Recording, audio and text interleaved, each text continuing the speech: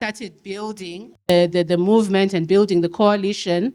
AUDRi currently has about 44 organizations that are members. We also have academics and individuals, about 48. So it's a growing movement. The membership is across the world, in Africa, in Asia, in Latin America, in Europe, as well as North America. So we are a truly global movement. But what we really want to see is the voice and participation of Global South organizations and individuals in the discussions and conversations around global digital governance. I think sometimes we see that our voice is missing in those spaces, our perspectives may be missing in those spaces. So the AUDRi Africa cluster, we are seeking to achieve that bridge and ensuring that truly as African organizations, as African feminists, as African digital rights activists, we can be involved in the conversations, particularly around pushing a feminist and women-centered approach to governance. Women have been left out of decision-making. Yes, we are finding our way to the table, but AUDRi, we see it as that vehicle and opportunity for us to drive the gender equality and women's rights agenda around digital governance at the global level. So I'm going to call upon, we have so many members in Africa at the moment, but what you'll see is just a few of them coming to speak about their work and how they see their role and participation within AUDRi. I'm going to call Godwin Kingsley. He's the Executive Director of World Impact Development Foundation and is based in Abuja, Nigeria. Can you come forward, please? And then we are going to call Brenda Namata. There you are, Brenda. Brenda is the program manager at Policy, and she's based in Uganda. I think we all know Policy. Yes. And then I'm also going to call Grace Muswaki. She's the co-founder and programs manager at the Zimbabwe Information and Technology and Empowerment Center. And then I'm going to call my sister as well, AUDRi Tazez. She's the executive director of the Ethiopian Women's Development Organization. And she's from Ethiopia, as I've already said, in the name of her organization. And last but not least, I'm going to call, where are you? Hallima, oh, there she is. I'm going to call Hallima Nyota. She's the executive director of Rising to Greatness from Kenya. So as you can see, diversity in the countries that they are coming from, and just also diversity in terms of gender and age and so on. So we don't have much time for the panel discussion. So I want sort of like quick, sharp answers, not more than 2 minutes when you respond to each of the questions. And some of them are double questions. So the first one really is if each of you can talk very briefly about your work in addressing the digital rights of women and girls and other marginalized groups in your countries, of the principles that Mrinalini read out, which ones resonate with your work, which ones are you working on, and what do you think has the greatest opportunity to build feminist digital rights within the Africa region? I don't know where to start. Who wants to start? Oh, do we go as you are sitting? Hallima, do you want to go first, please?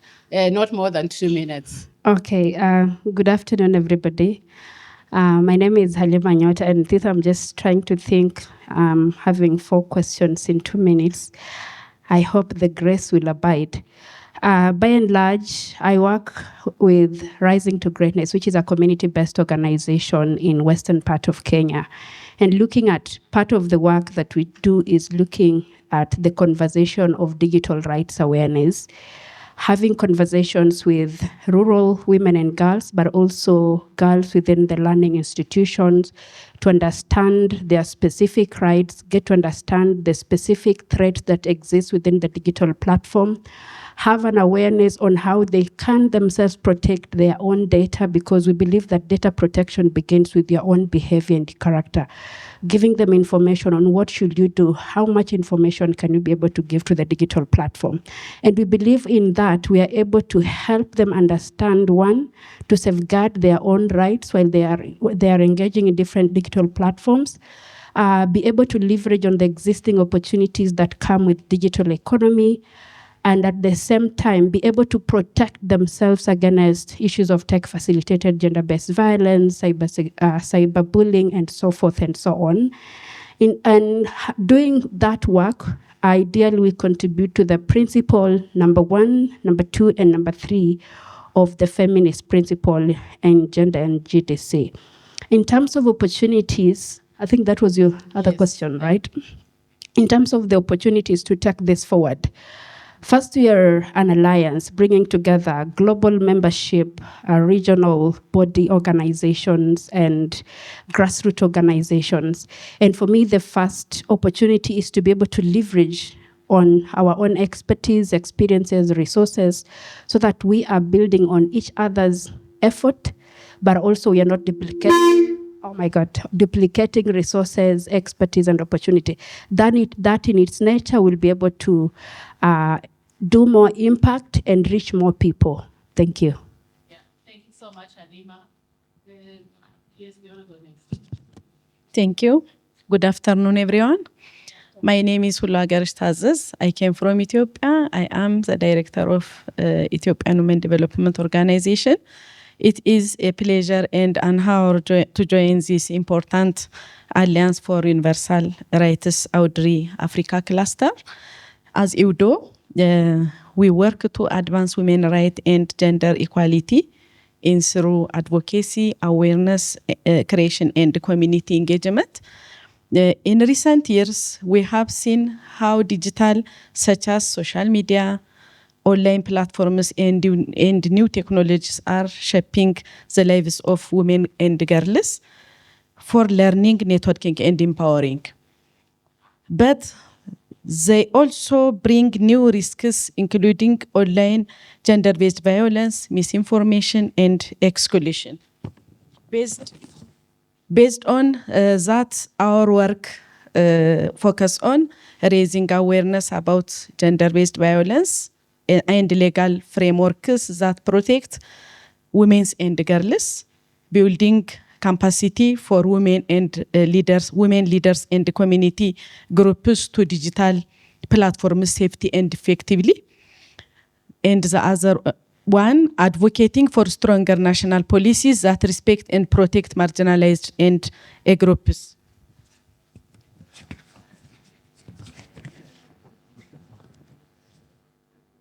Building on that, our work guided by 4 principles. The first principle, access. Access, making sure women's girls can benefit from digital technologies. The next guided of principle, safety, preventing online gender-based violence and creating security spaces. And in addition, inclusion, bringing the voice of marginalized groups into digital policy discussion, and the final, accountability, pushing for strong laws and policies that protect human rights online. The opportunity, one big opportunity to build feminist digital rights in our region is to improve policy and law. We need stronger laws online, gender-based violence, and data protection so women can have a safer online space. Another big opportunity is digital literacy and access, training women and girls to use technology safety and with confidence, help them claim their right and take part fully in the digital world. And the key opportunity is inclusive tech development, encourage women tech to design platforms with gender sensitive safeguards, helps create safer and more equality digital space. Thank you. Good afternoon, everyone. Grace from Zimbabwe. So our organization is the Zimbabwe Information and Technology Empowerment Center. Our work is mainly focused on promoting digital equity and also access to information.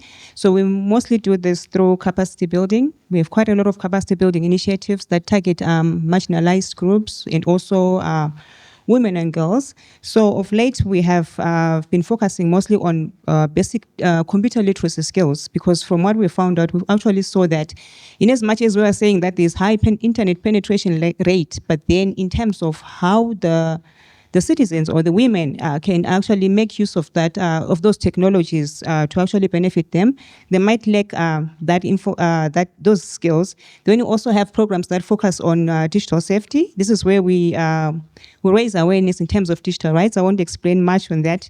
And then we also have a program that focuses on building resilience against disinformation. Here also we try to raise awareness in terms of the legal frameworks and the redress mechanisms that the women can actually make use of if and when they get violated online, or if their rights are violated in online spaces. Then lately we have also added another layer in terms of capacity building.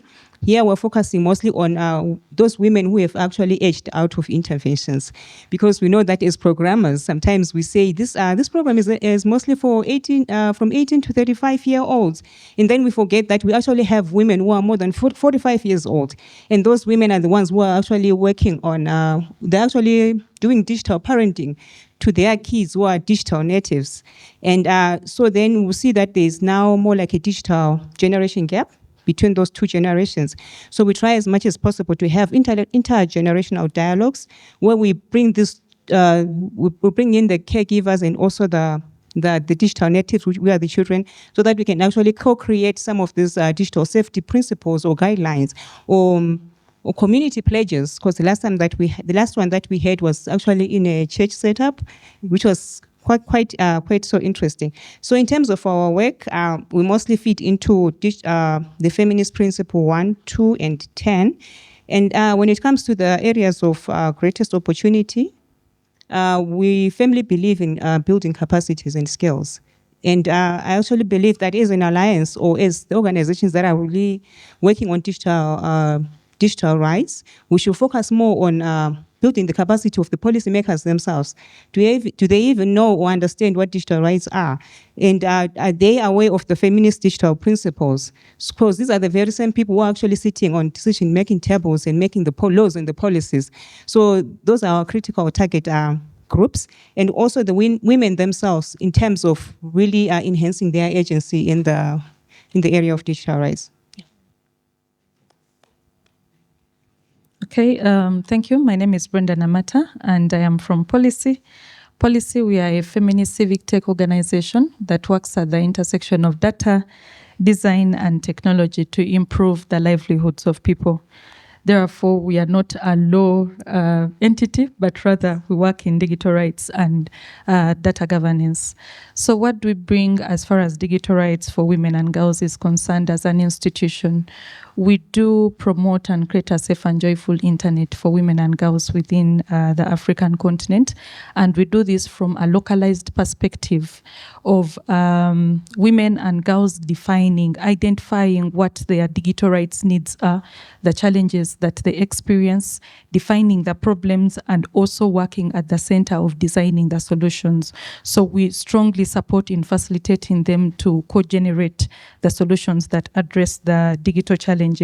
And at the heart of that, we also do a lot of creating safe spaces to see through communities of practice where we bring together a multi-stakeholder approach in trying to see that we drive social change, but also digital justice, access and creation for the different affected women within the African continent, both at national level and at the regional level. We also strongly do this by trying to capacitate young people to be able to understand how to meaningfully use technology. And we have a number of programs whereby we go and tell them about emerging technologies and also how they can be able to contribute to innovation, but interest them within the STEM side of ICTs. We also do the domestication as far as capacitating African governments or African powers that hold to be able to understand the data and digital rights principles at the regional level and be able then to streamline them within the national legal and policy frameworks that they have as far as creating inclusive digital rights, but also inclusive data policies are concerned in the country on data protection and privacy. Coally, we do a lot of research to ensure that we have evidence-based conversations, that we be able to speak from an evidence point of view, and within this to center communities very much at defining this research and how advocacy is later on created at national and regional level. And beyond that, we also come in with a strength of ensuring that as an institution policy, we are reckoning face of feminism within the African continent to see that we inspire and also motivate at the level of digital governance and data governance issues within the continent. Where does the opportunity lie? It lies in the people. As an institution, we believe in data, design, and technology. We believe that in order to understand the issue of digital rights in Africa, you need the lived and unique experiences of African women, therefore an Afrofeminist perspective, to define what feminism is, what the needs of women are in Africa, what the digital rights look like as far as they are concerned, and within that also to simplify the data that is present within the continental level as far as digital platforms, but then also how this data is collected from communities is. Therefore, we do a lot of gamification, we do a lot of technological design as well, and within that we believe that the opportunity can be leveraged on that, a community-centered approach, of an Afrofeminist perspective to it, and above all, resilience building. We believe that we have done so much as far as the civil society and even governments are concerned to create awareness as much as it is still very much needed. But as far as the short term is needed to addressing the digital challenges that women face and girls in the African continent is for us to be able to strengthen their digital resilience from a localized perspective of the needs that they do have. And lastly, AUDRi and what we believe as policy, what this would bring in is a bridging to the global agendas and bringing a definition of the African perspective to all the digital rights and data governance conversations that we have, but then also a reflection on a collective advocacy voice that we may be having as feminist organizations as far as digital rights are concerned in Africa, and also clearly understanding, again, I refer all of us to have an interaction with the Feminist Mistake, a book that was written to understand that the needs of women as far as technology and the physical aspect is concerned are evolving in nature. And therefore we must be relevant and relevantly speak to draw relevant solutions and impact. Thank you. Hello, good afternoon, everyone. My name is Kingsley Godwin from YDEF, also known as World Impact Development Foundation Nigeria. Basically, we work across two key strategic ways. First, we work at the grassroots level, and on the other hand, we work on policy advocacy. At the grassroots level, what we do is basically we are bridging the digital divide, and we do that through the Bridging the Digital Divide initiative, which we've been able to train over 2,500 women with digital skills. And these women basically come from underserved rural communities.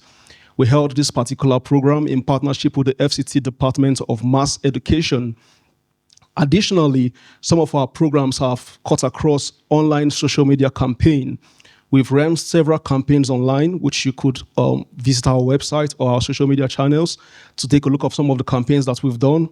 One of them includes the Safeguarding Digital Rights Nigeria initiative, through which we've been able to run several programs educating Nigerians on their digital rights. One of the outstanding programs we did was a 12-week radio program through which we brought several digital rights experts to speak on digital rights issues, educating general citizenry about digital rights issues that has to do with their freedom of expression online, that has to do with their data privacy and their data protection, and other issues that we discussed. And then also, additionally, we had the digital rights online education project, which we called the Drone Project. And then currently, we are also running the Digital Rights for All Inclusion project. These are some of the projects that we do to educate Nigerian citizens about their digital rights and their rights to freedom of expressions, rights to data privacy. On the other hand, at the policy advocacy level, we've worked on several technical programs. The first program we worked on was the civil society consultation on digital rights, where we were responsible for mobilizing all civil society within the FCT to come for that consultation program in partnership with the United Nations office in Nigeria.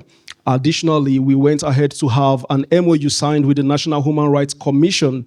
And the essence of that MOU was for we to collaborate very strongly, being the national body responsible for human rights in Nigeria. We thought it was going to be very effective to partner with them in order to get our voices heard in a more meaningful way.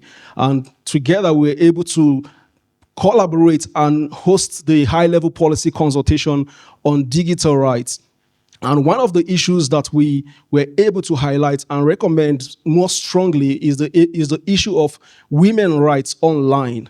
And that's also one of the things that we have been working very strongly on. We've been advocating for there to be a feminist-based perspective to women's rights, especially on digital platforms. So these are some of the things we're working on. In terms of the opportunities that exist for AUDRi, for me, I believe that this is just the right time for we to lead policy advocacy for mainstreaming feminist-based digital rights across all African countries. And I want every one of us to key into it. Thank you. Yes, thank you so much, our panelists, for sharing the work that you are doing, but also looking at the opportunities that lie for, the AUDRi coalition, but I think, more broadly for us as a movement. And I think, as you can see, the range of work of the organization is from, community level work. We also see lots of capacity building work. I like the intergenerational conversations between the digital natives and maybe, some of us who are older and maybe didn't grow up on the internet. I liked as well the idea of a feminist approach and really infusing that feminist approach in a very intentional way. So just thinking about AUDRi as a platform that is there to convene different voices and different perspectives, with a role again to co-create solutions and co-create, advocacy opportunities and so on, and then to champion, those advocacy opportunities, whether it's at the national level, regionally, or at the international level. I just want us again to come to a second round of conversation. But now, if you can tell me a little bit more from where you are sitting and the journey that you have made with AUDRi so far. For you, what does a feminist African digital rights movement look like? I think we've used the word feminist a lot. Feminist approach and African approach as well, African perspective. African women and African girls, voices in all of that. So from where you are sitting, what does that movement look like? If someone says, oh, you are forming an Afro-feminist digital rights movement, what does that look like? And what should be the outcomes of that movement? And how does that movement hold governments to account, at the local level, nationally, to regional and international commitments as well?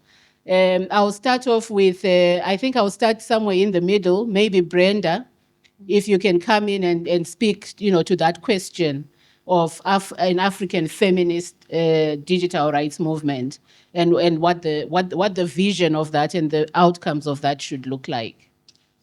Okay, thank you. I mean, for me, this should be a block. For example, there we speak about the African Union and the African Commission.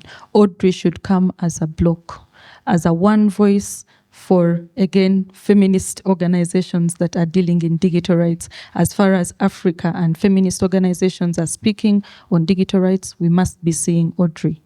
at that front line. And second to that, I had mentioned an issue of the feminist mistake, that it should be a coalition that is bringing together feminist organizations and also pushing an agenda that clearly understands that for every decade that we move, there's a change in the needs of women. And therefore, we should not be reinforcing the needs of women or challenges of women that are overridden either by time, especially with technology, as far as technological needs are concerned, but it should be also one that is speaking in form of a bridge. In terms of if we are having global engagements, for example, how we are successful to have the feminist principles within the GDC, to ensure that while we are speaking at that level, we have a recognition of the fact that we are a bridge for all the feminist perspectives from Africa. And therefore, again, using the same word, we are speaking from an Afro perspective and not reinforcing what ideally Africa should take on as the needs of women and girls are in the digital space. You mentioned something to do, or the third question in that, on how then do we hold the governments accountable? One of the issues that we are looking at is to see that how do we even get to engage within the regional principles or instruments that we have.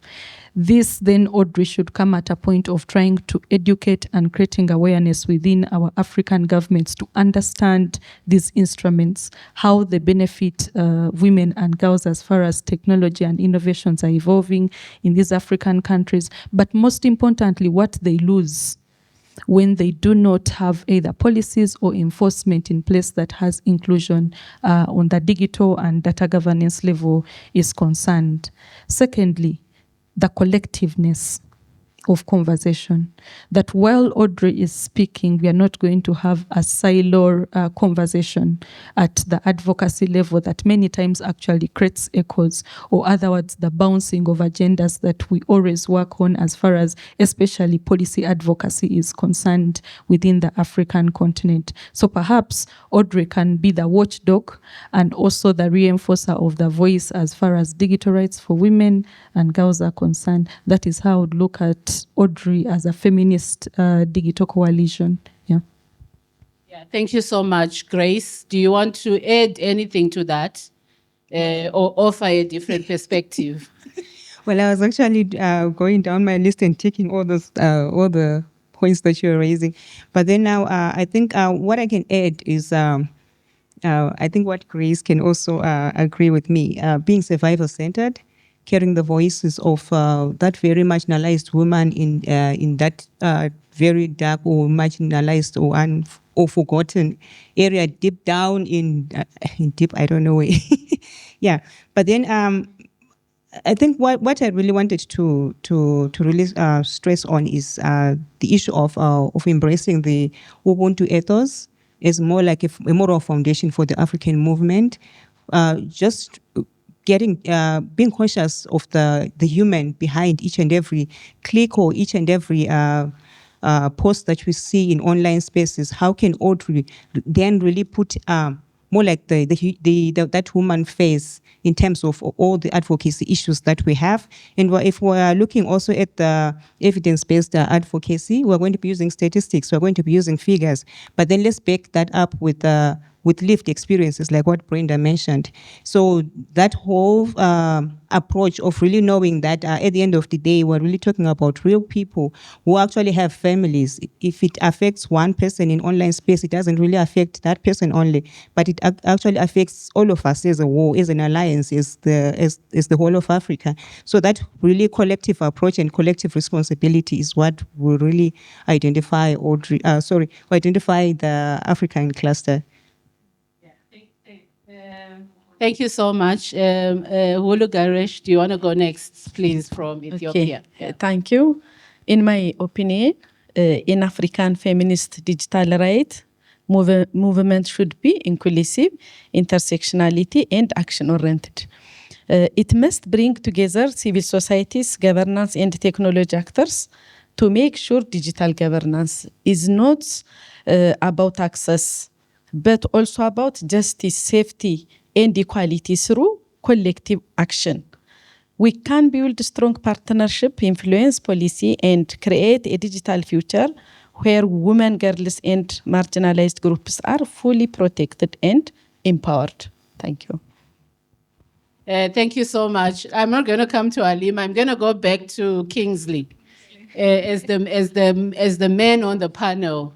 And can you talk about, an Afro-feminist digital rights movement from the perspective of men and what the role of African men should be in supporting that movement? Yeah, thank you very much. For me, I simply believe that let's do away with the technical jargon and make it as simple as possible for men to understand. We're talking about the rights of our sisters here. We're talking about the rights of our mothers. We're talking about the rights of women that are related to us. That's the simplest way to put it, and that's the simplest form to put it. And for me, I think the way to go about the movement is to allow it to be grassroots-led. That way, the people own it, they understand it, and they own it, and they're able to advocate it. And the civil society organizations across the various countries will be able to key into that and advocate for feminist-based digital principles to be included in their legal systems of all African countries. With that, I believe that we'll be able to achieve the goals that we want to achieve as a movement. Thank you. Thank you so much, Godwin. And lastly, but not least, my sister Hallima, if you can also bring the voice of young people into the conversation. Yeah. Okay, thank you so much to my able panelist. And my contribution to the ideal feminist digital rights movement for Africa, one, it has to give the realities to our continent, that we have our intersectionality in terms of the diversity of different groups of people that we live in, reflecting the young women, the youth, the children who also face online violence and abuse, recognizing their respective needs, and also informed by their geographical diversity at the end of the day, so that we do not end up co-creating an intervention that only focuses on those in the city with highest connectivity, and forgetting that we have communities whose electricity is still part of a prayer for them, and it is limiting their connectivity to different digital platforms. I am looking at a feminist digital rights movement that understand that as much as we're having the conversation of digital rights, that we have different groups of people who are struggling with competing socioeconomic and cultural needs, that we have communities struggling to access water, access food, access education, and how does it affect directly to the conversation of digital rights and even digital governance. And I'm going yonder and asking the conversation that we cannot dance alone. We cannot identify our own problem and say that we will dance to it. The conversation of joint solidarity and multi-stakeholders engagement that recognizes the unique contribution of each and every member of the movement, appreciating their expertise, appreciating their lived experiences, but also recognizing that each and every human being is a resource to the cause that you're going to push. So that if we're having a movement, we do not say that, yes, policy have this, as an institution, they have these resources, and ask the question, how can we leverage on the so many publications that policy have been able to put on their website, that Equality Now has been able to publish, so that now we do not end up reinvesting resources to the same cause that has been done by somebody else, but reconsider to using those resources to something more meaningful that can continue to expand our impact. And lastly, as I purpose to land, the conversation of private-public partnership. We know that the problem we are facing, probably we did not create it. There is somebody seated pretty somewhere who is the author of this problem. And we could consider making that person to be the finisher of the same problem. So how do we involve companies, corporate institutions, to ensuring that, yes, as we design our interventions, as we co-create long-lasting solutions, we make them part of the solution because they are the people who have caused us this problem. And lastly, the conversation of power hierarchies within our states, within our communities, even within our organization. How can we be real to the existing power hierarchies as a movement and be able to intersect it with the conversation of digital rights? And don't forget that even as we talk about being online, our offline lives also matter. So we don't separate the two conversations. Thank you. Yes, thank you so much, Hallima, and thank you to our esteemed panelists. I think we have a few minutes, isn't it? Like how many? Maybe 5 minutes to take any comments, questions, observations from the floor. Yes, I think I see one here. Is there another intervention somewhere? Okay, we'll take yours, yeah. Oh, my. Thank you. I'm just interested in knowing or finding out how other organizations or individuals can join AUDRi. Yeah, thank you so much. So on your seats, there's this little paper with the QR code that links you to the Join AUDRi page. So AUDRi is open to individuals, to organizations, anyone who's willing to join. Just look up the link here. Yeah. Any other comments, questions? Yes. One at the back here. Thank you very much to the panelists. There is a lot of talk around co-creation, including the grassroots, but also looking at ongoing learning through community of practice. Oftentimes when we are engaging in these issues, we talk about engaging the grassroots. But when we sit in tables like this, you find that those people are not present. How does this alliance include those people that are oftentimes forgotten? We talk about them, but when we come to real engagements, we leave them out. Thank you. I stand a question as well, then I'll come to you at the front.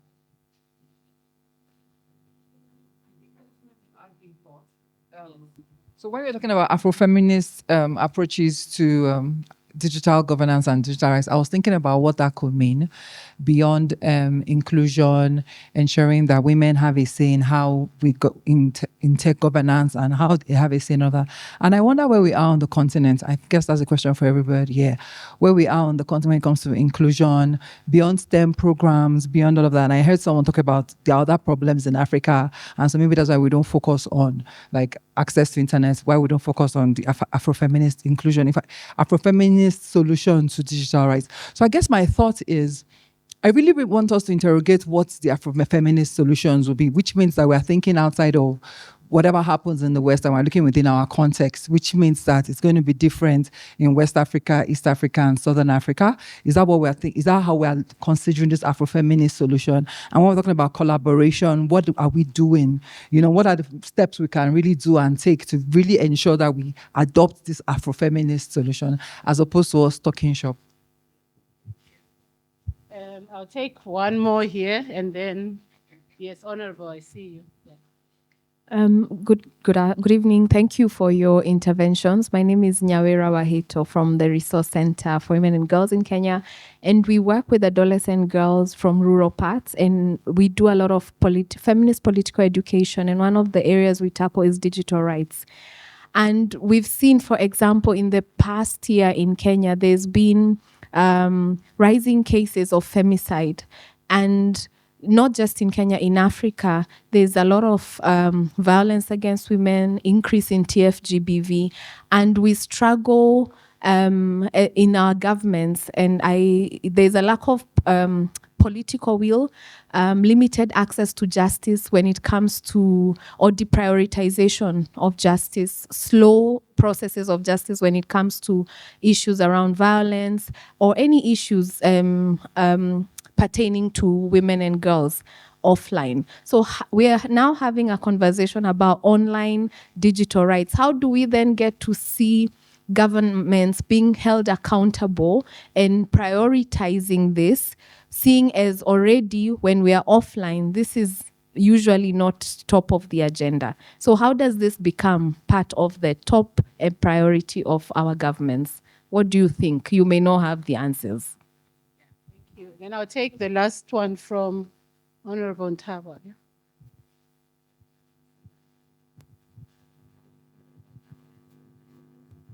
Yeah. Good afternoon. My name is Onenta, but I'm a judge of the High Court based in Malawi. I think I'm the odd one out here, and I might be the rarest person in the space. I wanted to just ask two questions. I think for me, one of the issues that I always want to see is how best do you get the policy or the ideologies actually realized in real life? Where is the money being put? Where are you advocating in terms of the money being put? Because we know for a fact that when you go into the rural areas, the grassroots areas, access to these digital spaces is so limited. So where are we advocating when it comes to the money? Where are we putting the resources? And in what context are we putting them? The second issue that I wanted to highlight, when you talk about digital governance or governance as a whole, one of the things that you realize is the concept of just not legal awareness.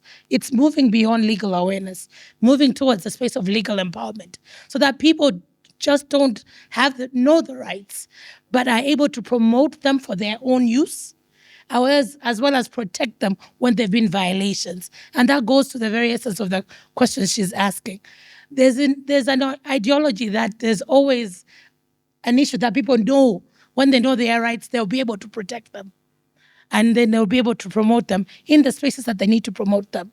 So a lot of the issues that she's talking about goes to the very essence of protection and the promotion of rights in the spaces that they need to be promoted and protected, whether it's in the court space, whether it's in the tribunals, nationally, locally, or even internationally. Thank you.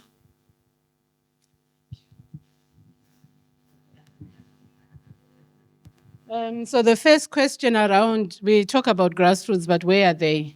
Who wants to? Hallima and Grace, I think. Yeah. Okay, so I just wanted to let you know that I live in the rural parts of Kenya. So I am the grassroots here. But generally to that question, I do believe that the best person to be accountable to is yourself. So as an institution, if we're having the conversation of grassroots representation, and representation could mean a lot of things and many things, and sometimes the how diverse. So I think in terms of accountability to I think AUDRi has been very intentional to ensuring representation of grassroots voices, and we have different platforms, and that's why we have given you a QR code to scan. You'll be able to get to know more how we ensure that the voices of grassroots and marginalized communities are represented in our advocacy. By and large, I encourage that just be accountable. You can't pretend to hold others accountable when you can't to yourself. The conversation about, I'm going to the second question. Do you allow me, or I pass the mic? Okay, go on. Okay. And the conversation around the connection, the level of seriousness by the government to respond to cases of gender-based violence, which is happening in the physical, not being so intentional, and now we are having conversations about the online. That is what I get. And I think that is the reason we are talking about feminist digital rights movement and feminist movement, because the intention of feminist movement is to challenge the status quo and challenge power hierarchies that continue to reinforce discrimination, inequalities, abuses against citizens and humanities. Because most of the time we are talking about women and girls. Right now we are having men being sodomized, and unfortunately, we will not talk about that, and we need to talk about it. So the connection between, and I think we need to trace the path. For a young woman living in the rural areas of Kakamega, for example, finding herself in Mombasa murdered. And the discussion of digital rights will be able to help us to trace, because it comes from a text message, hi, how are you? And sometimes it comes from somebody going to your inbox on your messenger online, sending you a DM, and then from there, conversation. And perpetrators, they have some brains, I don't want to tag them, but they will make you feel comfortable with them until you are being the victim. And I think part of the conversation we need to start having, so that you don't wait to become a survivor for you to start having this conversation.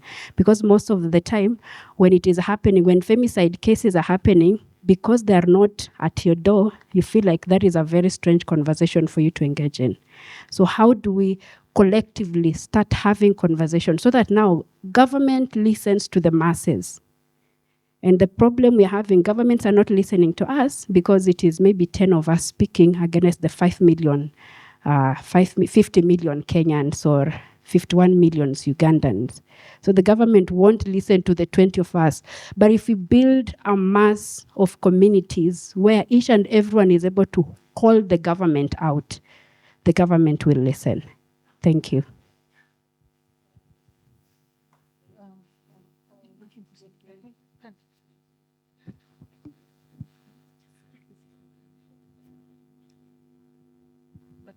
Okay, thank you.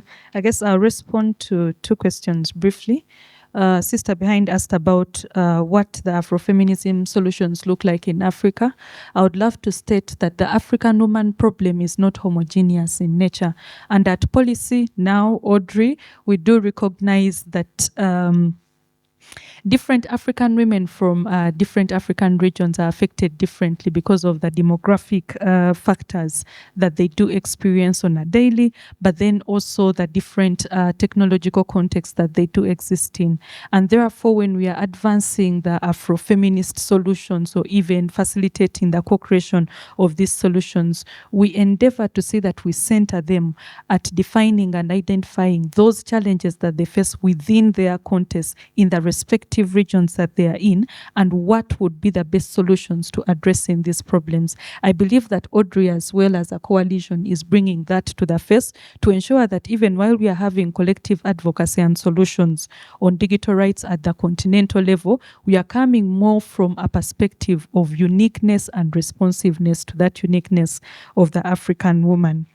When it comes to how the government then should prioritize, African governments prioritizing the issues of digital rights, one of the agendas that we work on as policy is policy advocacy, of course. And we have learned over time that the African governments best understand these issues and prioritize them from a point of understanding severity and the financial burden on the country. How they get to respond and adopt the solutions that we do propose lies then within the power of policy education or power holders education on how we reinforce. And therefore, how do we bring them to the table of discussing priority on digital rights and data governance is on the question of us providing evidence-based advocacy to speak from a point of numbers. How many women are being affected? Unfortunately, from the side of feminist activists, to mention but a few, one woman is enough to create and define the problem. But to the African governments, it is not enough to state that a Brenda faced TFGBV. To them, it is defining how many women within that African country are facing that and the financial burden. The financial burden, for example, in the Ugandan context, the Ugandan government loses averagely 72 billion per year in responding to GBV, which includes TFGBV issues. The severity of that accelerates to almost 1 in 2 women suffering only online violations, not only at the global but also within the Ugandan level. Those conversations then create the urgency for the government to respond because there's financial loss, and also it regresses their achievement as a country in achieving gender equality at the global level as far as the SDGs are concerned, and responding to the different global and regional instruments that they do report on. It's very important, again, as we leave the room, to ensure that we take out within our different capacities, but also as an opportunity within AUDRi to build policy education, educate policymakers and enforcers to understand the severity that we bring either from a qualitative or quantitative level. Thank you. Yeah, well, just to add, not much, but then I think maybe responding to her question to say then how can African governments put digital rights to be on the top of the agenda? I think what we can do, we can't really stop. That's the thing. But then we just have to do things a little bit different. And one of the things that I actually feel like what we can actually do differently is to actually invite them to be part of the alliance. If not, yeah, they have to be part of the conversation. They have, I think one of the long-hanging fruits, like what I've always said, are the national human rights institutions themselves, the independent commissions. Once we bring them to be part of this alliance, they will tend to carry the same gospel to the government which they serve, the government which they actually converse with and sit on the same table with. So as an alliance, really, and as civil society organizations, yes, we can't really say we can't really continue to push this because they are not responding offline. If they are not responding offline, okay, fine, let's continue talking in online spaces, because I know right now that most of the governments are actually in online spaces. That's more like the channel or the media that they're mostly using. So taking on digital activism to continue to push, continue to put pressure. Pressure is what most of our governments understand. So pressure is shall. Yeah.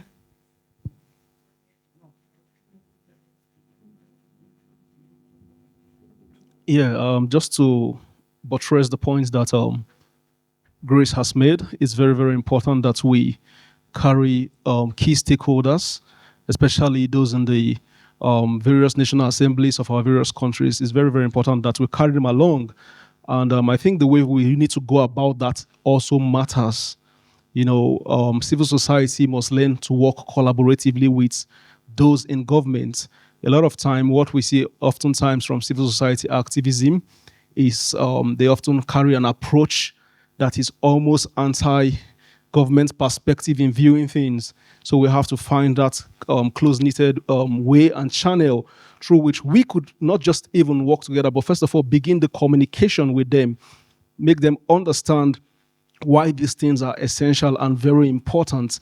I think once we can have the buy-in of one or two key players from the members of parliaments, I think it will be a headway for us to push on the agenda we want to push on. Thank you.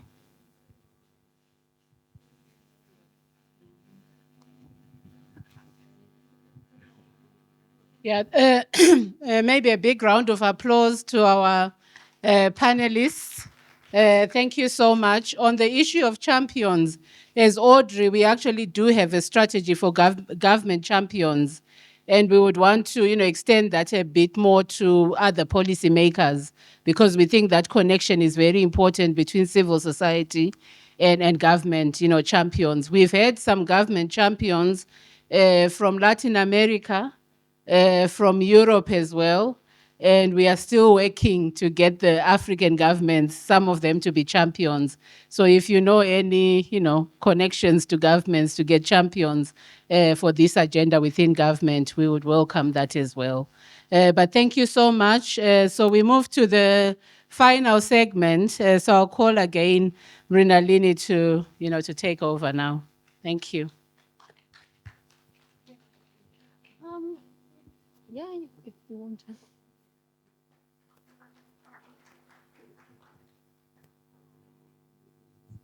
A huge thank you again to all our panelists. That was a great discussion. Thank you for that. And I just wanted to reiterate some of the points that were shared during that discussion. The first is, I think, what Kingsley mentioned on silos. And that really is what we are trying to do as an alliance. We are trying to break those silos. We want to work with diverse stakeholders. That includes working with digital rights organizations that maybe are thinking about gender, but not as strongly, and trying to embed gender into their work more. So for example, if we have organizations that work on UPRs or work with do national consultations, for them to integrate these feminist and intersectional perspectives. But also broadening that. So having more women's rights organizations to integrate digital rights into their work as well, working with policymakers, working with parliamentarians. I know we have some in the room today. So the idea is, if we want governments and tech companies to listen to us, we need a broad movement, and we want to really integrate this perspective into as many different spaces, organizations, agendas as possible. So that's just the first thing I wanted to reiterate from this conversation. And the second one is around AUDRi's goal. And we are really looking at how do we embed these digital principles into policy, practice, and platforms across local, national, and sub-regional levels. So since we have an amazing group here, I thought maybe I could ask some questions to the group. And the first one is, if we're talking about embedding these principles into work, what do you think are those opportunities, if there's anything that hasn't been discussed? And are you already doing some work that is essentially already pushing for this, that we could amplify and join? Or are there any learnings in this type of work that the Alliance could take? So just a question to the room.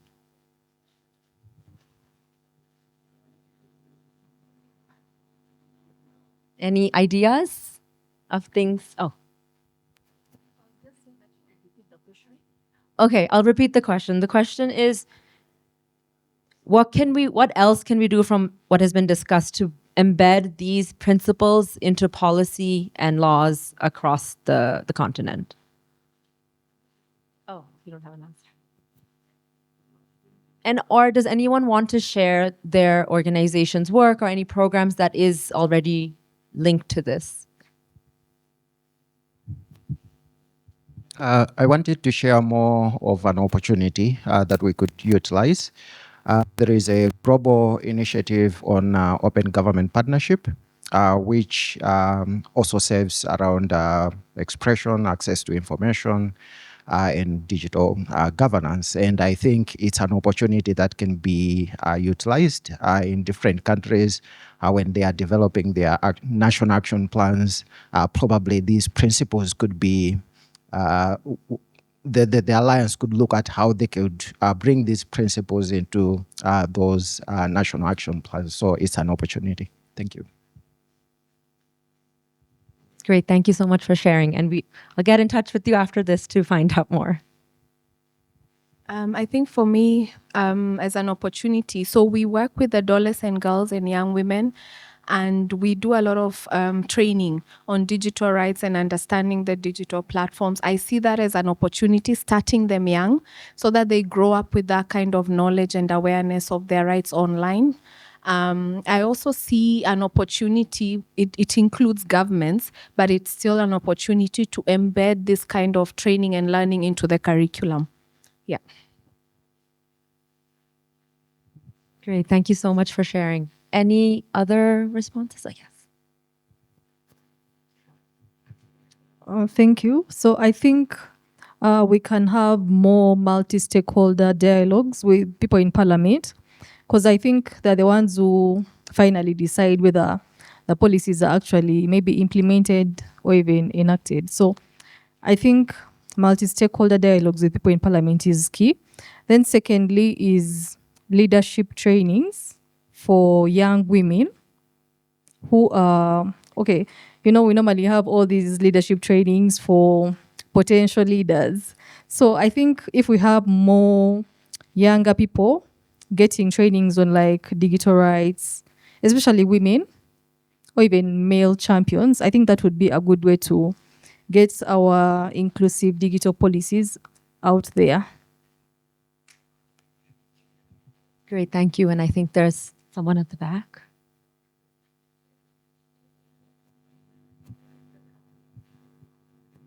Yeah, thank you very much. And my name is Sarah Pendi from Uganda. I want to thank the panelists, although I saw a bit of a gap in their presentations, because you all realize that the civil society speaks for the majority poor out there.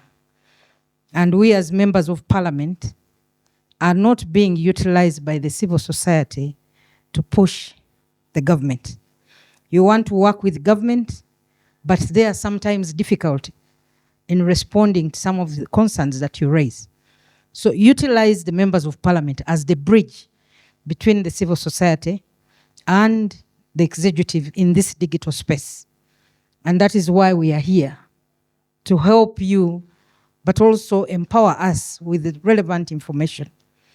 As we were speaking about STEM, yes, that's important. We all want to ensure that women and girls are into that space. However, I have seen a gap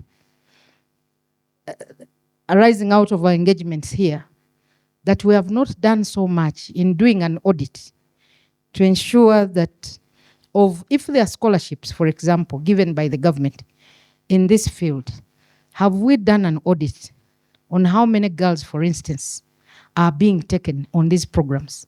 It's food for thought and something that I'm going to embark on now.